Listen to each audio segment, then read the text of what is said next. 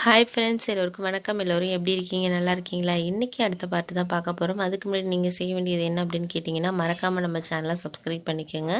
கீழே இருக்க பெல் பட்டனையும் கிளிக் பண்ணிக்கோங்க. ஃப்ரெண்ட்ஸ், வாங்க கதைக்குள்ளே போகலாம். எனக்கு அந்த வேலை கிடைச்சோன்னா ரொம்ப சந்தோஷமாக இருந்துச்சு. சரி, பரவாயில்ல, நம்ம குடும்பம் இன்னும் நல்லா இருக்கணும் அப்படிங்கிற மாதிரி ஒரு எண்ணத்தில் தான் இருந்துச்சு. அதுக்கப்புறம் நான் அம்மா கிட்டே சொன்னேன், இது மாதிரி வேலை கிடச்சிருக்குமா அப்படின்னு சொன்னால் ரொம்ப சந்தோஷப்பட்டாங்க. அதுக்கு அப்புறம் என்ன ஆச்சுன்னா, அப்பா என்ன சொன்னார்னா, இந்த வேலை நீ நல்லபடியாக போ அப்படின்னு சொல்லி ஒரு விதமான ஒரு கண்ணீரோடு தான் என்னை அனுப்பி வச்சார். என்ன காரணம்னா, நான் வேலை பார்க்குற இடத்துக்கும் இங்கேயும் எங்கள் வீட்டுக்கும் ஒரு 1.5 மணி நேரத்துக்கு மேலே ட்ராவல் ஆகும். கண்டிப்பாக காலையில் சீக்கிரம் கிளம்புற மாதிரி இருக்கும், நைட்டும் ரொம்ப லேட்டாக வர மாதிரி இருக்கும். மாமா வீட்லேயும் தங்கியிருக்க முடியாது. என்ன தான் அவங்க சொந்தக்காரவங்களாக இருந்தாலும் ஒரு அளவு தான் ஹெல்ப் பண்ணுவாங்க. நம்ம அவங்க வீட்லேயே இருக்க முடியாதுங்கிறதுனால நான் என்ன முடிவு பண்ணேன்னா, ஒரு மாதத்துக்கு மாமா வீட்டிலேருந்து போகலாம். அதுக்கப்புறம் பக்கத்துலேயே இங்கே அந்த ஃபேக்ட்ரிக்கு பக்கத்துலேயே ஏதாச்சும் ரூம் எடுத்துக்கிட்டு தங்கிக்கலாம் அப்படிங்கிற மாதிரி முடிவில் இருந்தேன்.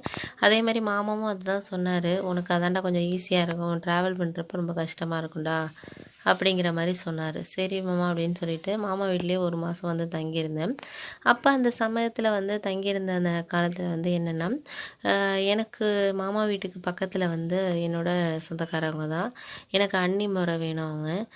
எப்போதும் என்கிட்ட ரொம்ப நல்லா தான் பேசுவாங்க. அவரோட வீட்டுக்கார் வெளிநாட்டில் இருக்கார். ஒரு 2 வயசில் ஒரே ஒரு பொண்ணு மட்டும் அவங்களுக்கு இருந்துச்சு. அவங்க அடிக்கடி என்னோட மாமா வீட்டுக்கு வருவாங்க. நல்லா பேசிக்கிட்டு இருப்பாங்க. அவங்க நல்லா பார்க்குறதுக்கு ரொம்ப அழகாகவும் இருப்பாங்க. எனக்கு ஃபஸ்ட் டைம் அவங்கள பார்க்குறப்ப கல்யாணம் ஆகாதவங்க அப்படிங்கிற மாதிரி தான் இருந்துச்சு.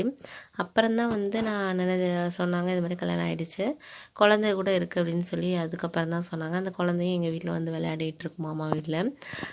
நல்லா பேசுகிறவங்க ஒரு நாள் என்னாச்சுன்னா, அவங்களோட குழந்தைக்கு திடீர்னு உடம்பு முடியாமல் போயிடுச்சு. மாமாவும் வெளியூரில் ஒரு வேலையாக போயிட்டார். உடனே அவங்க இங்கே நான் அன்றைக்கி எனக்கு லீவ், அதனால் கூப்பிட்டாங்க. ஒரு சின்ன ஹெல்ப் அப்படின்னு சொல்லி கேட்டாங்க. என்ன அப்படின்னு தெரியறதுக்கு, குழந்தைக்கு கொஞ்சம் ஃபீவராக இருக்குது, ஹாஸ்பிட்டல் அழைச்சிட்டு போகணும், வரீங்களா என்னோட அப்படின்னாங்க. சரி, என்ன பண்ணுறதுன்னு எனக்கும் தெரியல அப்படின்னு சொல்லிவிட்டு அப்புறம் மாமிகிட்ட சொல்லிவிட்டு பைக் எடுத்துகிட்டு அவங்கள அழைச்சிட்டு போனேன். குழந்தைய அவங்களையும் அழைச்சிட்டு போயிட்டு ஹாஸ்பிட்டலில் காமிச்சிட்டு வந்ததுக்கு அப்புறம் அவங்க கொடுத்த டேப்லெட்ஸ் எல்லாத்தையும் குழந்தைக்கு கொடுத்தாங்க. கொஞ்சம் உடம்பு சரியான மாதிரி இருந்துச்சு. அதுக்கப்புறம் நான் வீட்டுக்கு வந்துட்டேன். கொஞ்சம் நேரம் கழித்து ஈவினிங் வந்தாங்க. ரொம்ப தேங்க்ஸ் எனக்கு அப்படின்னு சொல்லிட்டு அதுக்கப்புறம் நாங்கள் கொஞ்சம் நல்ல ஒரு பழக்கமாயிட்டோம். அதுக்கப்புறம் அவங்க நம்பரை என்கிட்ட கொடுத்தாங்க. இதுதான் என்னோடய நம்பர், ஏதாச்சும் ஒன்றா நீங்கள் கால் பண்ணுங்கள் அப்படின்னு சொல்லிட்டு நம்ம பேசிக்கலாம் அப்படின்னு சொல்லிட்டு அவங்க சொன்னாங்க. சரின்ட்டு எனக்கும் அவங்களோட ஒரு பேசணுன்னு ஒரு ஆசை இருந்துச்சு அப்படின்னு தான் சொல்லணும். அவங்களோட இன்னும் கொஞ்சம் நட்பாக இருக்கலாம் அப்படிங்கிற ஒரு விஷயங்கள் தான் எனக்கு இருந்துச்சு. அந்த சமயத்தில் நானும் அவங்களும் ஃபோன்லேயே பேச ஆரம்பித்தோம். எங்களோட நட்பு ஒரு உறவாக வர்ற அளவுக்கு ஒரு ஃபார்மேஷனுக்கு வந்துருச்சுன்னு தான் சொல்லணும். நல்லபடியாக தான் அந்த ரிலேஷன்ஷிப் போயிட்டு இருந்துச்சு. அன்னைக்கு ஒரு நாள் அவங்க வீட்டில் என்னாச்சுன்னா, குழந்தைய அவங்க பாட்டி வீட்டில் அழைச்சிட்டு போயிட்டாங்க அப்படின்னு சொல்லிட்டு அவங்க மட்டும்தான் வீட்டில் இருந்தாங்க. எங்கள் வீட்லேயும் மாமா மாமி 2 பேருமே வெளியூர் போகிறதுன்ட்டு போயிட்டாங்க, சாயந்தரம் தான் வரும் அப்படின்னு சொன்னாங்க. அந்த சமயத்தில் நான் அவங்க வீட்டுக்கு போனேன். போனப்போ அவங்க மட்டும்தான் துணி துவைச்சிக்கிட்டு இருந்தாங்க. என்ன பண்ணிகிட்டு இருக்கீங்க என்னென்னு கேட்டுகிட்டு இருந்தோம். அப்போ ஃபோன்லலாம் நல்லா தான் பேசுகிறேன், ஏன் இங்கே மட்டும் ஒரு மாதிரி வெட்கப்பட்டு பேசுகிறேன் அப்படின்னு சொல்லி சொன்னாங்க. இல்லை, எனக்கு ஃபோனில் பேசுகிறப்போ ஒரு அளவு அவங்க முகத்தையெல்லாம் பார்த்து பேசுகிறப்ப என்னால் பேச முடியல அப்படின்னு சொல்லிட்டு நான் அவங்கக்கிட்ட சொன்னேன்.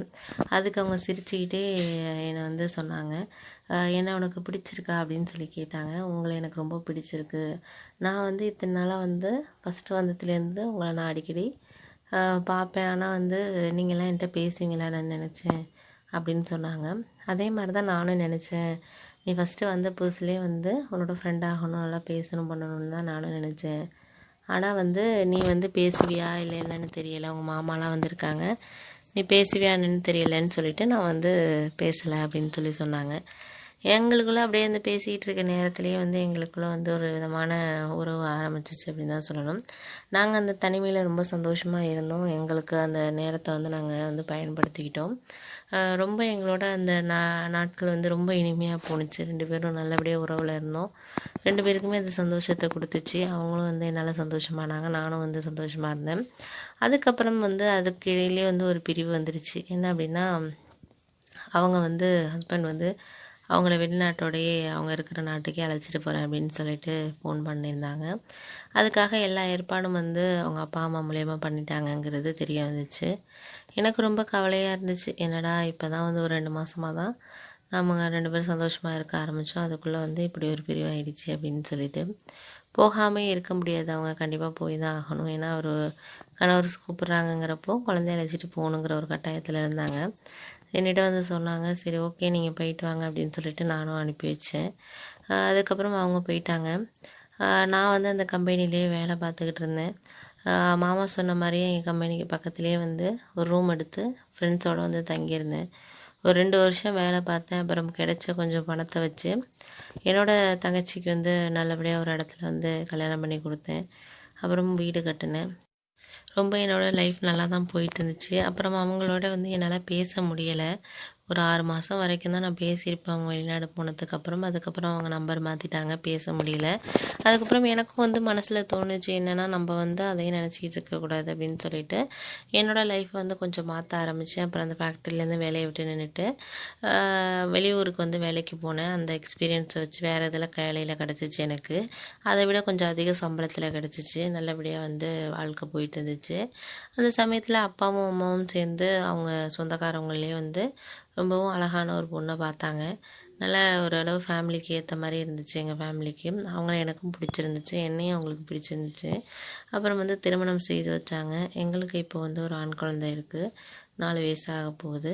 எதுக்காக இந்த கதையை சொல்கிறேன்னா, எனக்கு வந்து அன்னைக்கு அவங்களோட இருந்த அந்த ஞாபகங்கள் வந்து வாழ்க்கையில் மறக்க முடியாத ஒரு ஞாபகங்களாக தான் இருந்துச்சு. அந்த உறவு வந்து நீடிச்சிருந்துச்சுன்னா கண்டிப்பாக வந்து நான் இந்த அளவுக்கு வந்திருப்பேனா என்னன்னு சொல்ல முடியாது. இருந்தாலும் வந்து அது ஒரு ஒரு 2 மாத காலம் வந்து எனக்கு வந்து ஒரு சுகமான அனுபவமாக தான் இருந்துச்சு அவங்களோட இருந்தது அப்படின்னு தான் சொல்லணும். இந்த கதை உங்களுக்கு பிடிச்சிருந்துச்சுன்னா கதையை லைக் பண்ணிவிடுங்க, வீடியோவை ஷேர் பண்ணிவிடுங்க. முக்கியமாக சேனலை சப்ஸ்கிரைப் பண்ணிடுங்க ஃப்ரெண்ட்ஸ். இந்த வீடியோ வாட்ச் பண்ணதுக்கு ரொம்பவே தேங்க்ஸ்.